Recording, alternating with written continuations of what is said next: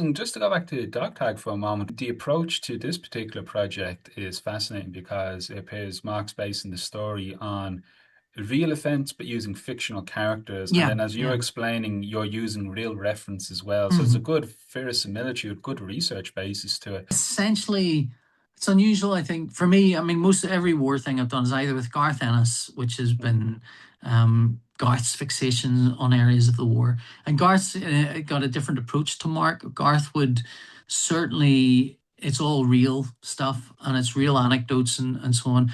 But the mix is usually Garth will fictionalize every person in it. So you might hear the words of an actual person from World War II, but they will never. Garth will very rarely, if ever, as far as I'm aware, uh, make up dialogue for them. He wouldn't have a character come in that exists and have them say something. It will always be if they say something, it'll be something Garth researched and found out is a thing they've said, and then the characters will all be kind of doing different things. Mark's approach is slightly different in that there are real people in this that really were.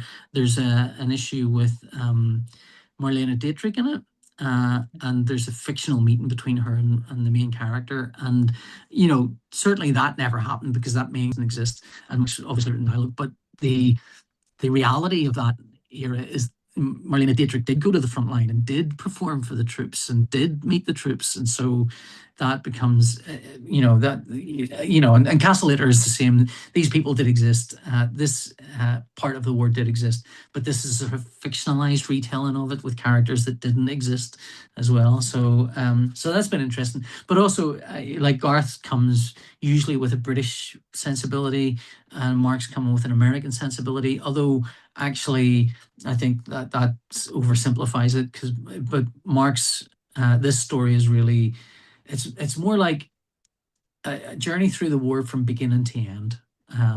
Whereas generally with Garth stuff, all of Garth stuff I've done has been about the individual and their story within a sequence of battle.